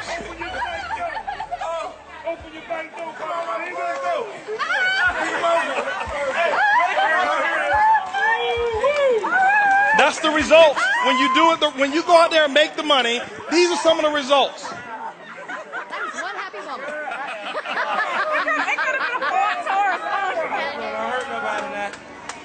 I heard you officially.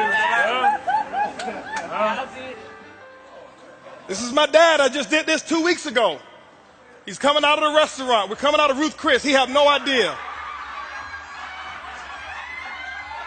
Limited edition Stingray, 2014 Corvette Stingray. Watch him now, watch him.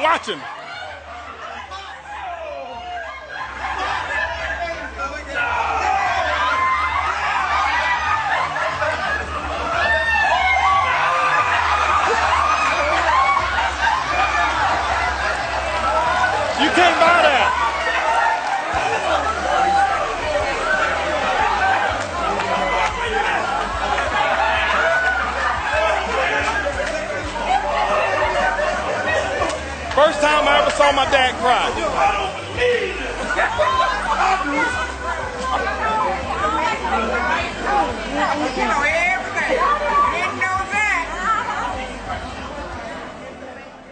He still drives it with the thing in the window that says, "Happy birthday, Dad." Pops. Okay? Ladies and gentlemen, you go out there, make it happen. Those beliefs will determine actions. Those actions will give you the result. Eric, I want to thank you so much. Lisa, Curtis, thank you. I know I went over. Appreciate you guys. Go out there. Let's make it happen. Mr. Holton Bugs! Brother, I love you, man. That was awesome. That was absolutely good. Mr. Holton Bugs, give it up!